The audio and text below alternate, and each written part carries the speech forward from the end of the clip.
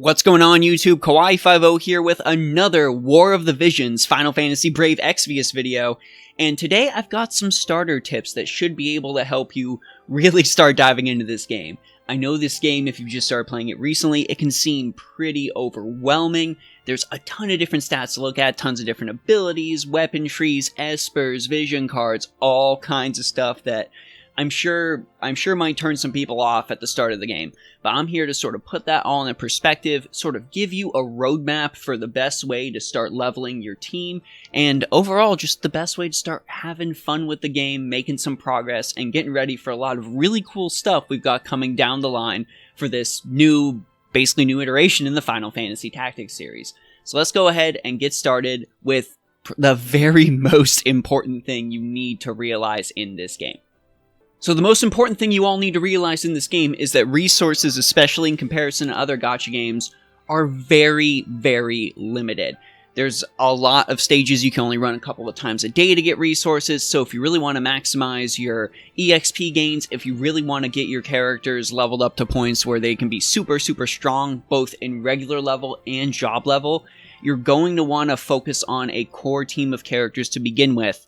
And more importantly than that, you're going to want to evenly spread out their classes and their elements as well to make sure all of your materials are funneling into one specific character, leveling up as fast as possible, and getting a really good core team going in order to beat all of these quests. My team setup here is very, very deliberate, everybody. Not only do I have characters of completely different starting classes, but on top of that, all of my characters are of different elements as well. And having a core, strong team of characters of different starting classes and characters of different elements is going to make sure that every single bit of material you grind is going to be for that one specific character. And by the time you get like a month down the line or something like that, you're going to have a really, really strong core team of characters to tackle pretty much any bit of content in the game. We're talking arena, we're talking real-time PvP, we're talking co-op quests, we're talking guild wars, all of that stuff. You're going to have the team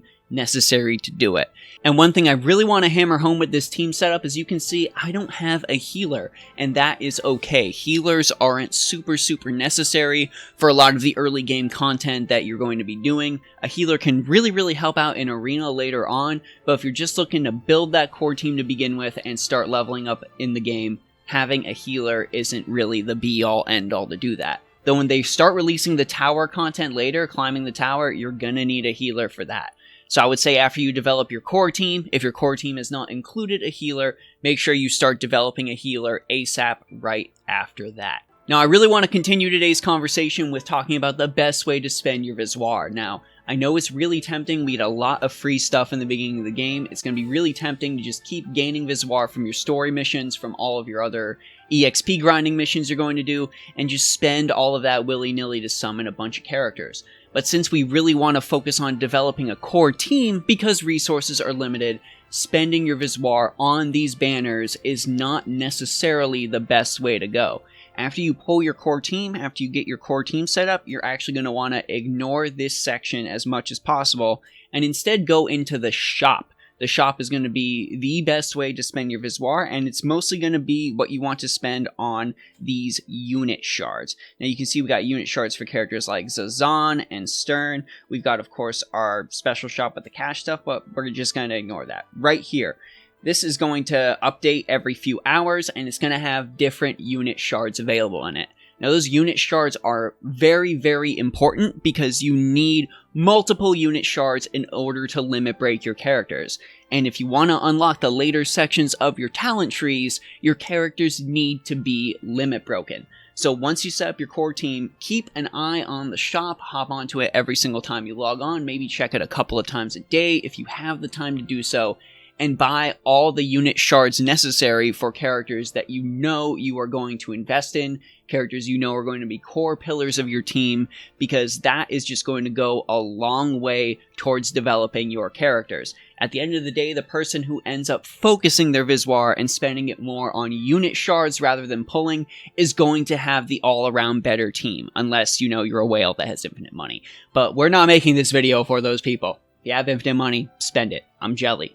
I'm not gonna knock you for it. I'm just jelly. Now, I'm sure a lot of you are wondering, who exactly should I be investing all my materials in? And we're going to get to the URs that you want to re-roll for if you haven't re-rolled yet, or characters you might want to pull for in a minute, but most importantly, we want to talk about the freebies that every player will have access to, and I'm going to start with Mont. Now, Mont has joined the new sort of trend of gacha game characters, where these freebie characters are actually really, really strong and really, really worth investing in. And Mont in general is a unit you definitely want to sink as much material into as possible, and not just for the missions tied to him. Mont's limit break materials are very, very easy to farm for. You get a hard shard quest that you can farm daily in order to level up Mont, and a lot of the UR characters don't have that yet, and they're not getting that until later down the line. So this makes Mont a super powerful early investment. On top of that, the Excalibur sword was something we got for free starting the game. You can easily equip that to Mont. You can easily get Mont leveled up because a lot of the stages give him job materials that he actually needs to gain new job levels. So Mont in general, really, really worth investing in. He is going to carry you super, super far in, honestly, in all of the coming content for the next couple of months. So if you want to get that head start, if you want to have a focused, powerful unit, Mont Leonis is your go-to guy. Now that's not to say that Mont is the only super strong freebie character that we get starting this game. To a lesser extent, that is also Y'shtola's status, up in the air considering one of the units people are re-rolling for, sort of does the same thing that she does, but if you don't get that character, Y'shtola is also someone you can easily invest a lot of materials into if you are willing to grind the current Final Fantasy XIV event. There's a lot of unit shards for Y'shtola you can get from that event, and you can use those materials to limit break Y'shtola, make Y'shtola a super strong damage dealer, and just in general have a powerful caster also at your disposal. Her Nightseeker Trustmaster reward is okay, not the best, but again, if you're looking to get yourself a head start in the game, get yourself a head start strong central stable of units, I would say that if you want to level Y'shtola, it's absolutely worth doing. I don't think you're going to be too upset getting her all the way leveled up. And of course, the last freebie character I really want to talk about is Thankred, who I do not have yet, unfortunately. You can get him at a 0.6% chance off ticket summons from the Final Fantasy XIV collab event, or what would be most likely is that you're going to grind up a bunch of materials to get this character for free.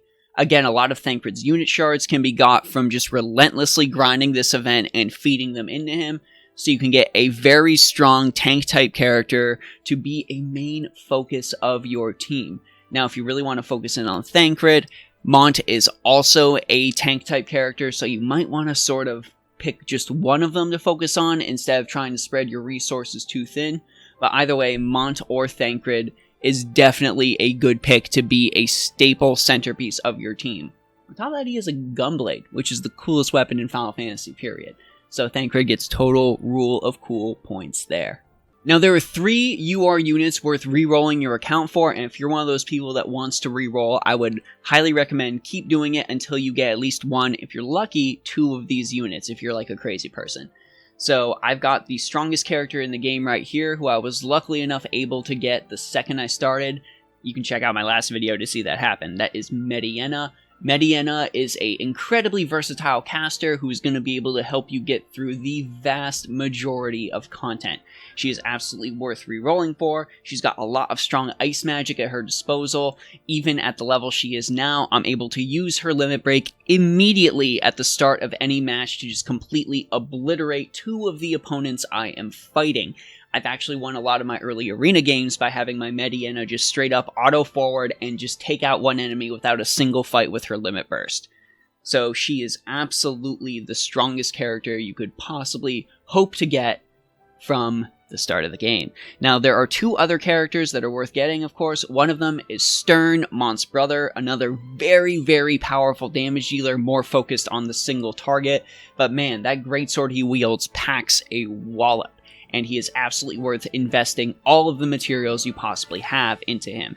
The other character is, of course, Ayaka. Ayaka being a very, very strong healer type character who can just completely and utterly heal your entire team with her limit burst. I've actually gone to some arena matches against Ayaka where I have just gotten completely obliterated because my team's about to kill their last two characters. Ayaka is one of those, heals them to full, and just they decimate my team because I don't have a single healer to help out with that, and they just overwhelm me with sheer longevity. So Ayaka, another great character worth rerolling for as well. And finally, what would a starter guide, what would a looking towards the future guide be without telling you what to save all of your Viswaar for? Now, it is very, very important after you get your core team, after you get your shards set up, after you've got everybody raring to go, you've got your strong core team leveled, you just wait and save and save and save, because there is one super strong character coming to the game you are going to need to just completely chuck all of your currency at, and that is Thunder God Sid himself, Sidolphus Orlandau. Sidolphus Orlandau at level 99, all of his abilities cleared. He can clear absolutely 99.999% of PvE content, like, almost by himself. He is just that absurd. He is just that powerfully strong of a unit, super true to his name and his role in the original Final Fantasy Tactics, as well as War of the Lions. So if there is one character you need to just wait on, one character you need to save for, one character if you're not sure how to spend your Viswaar, you just need to throw all of it at TG Sid. I promise, if you follow this, if you listen to what I have just told you, you will not be disappointed.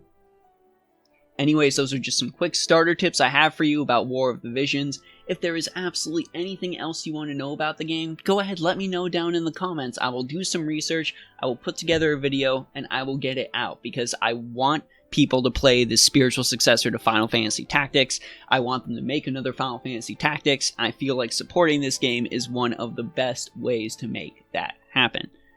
This is wotvffbe, hoping you all have a phenomenal day. I'm going to go grind some more, and I'll see you in our next video.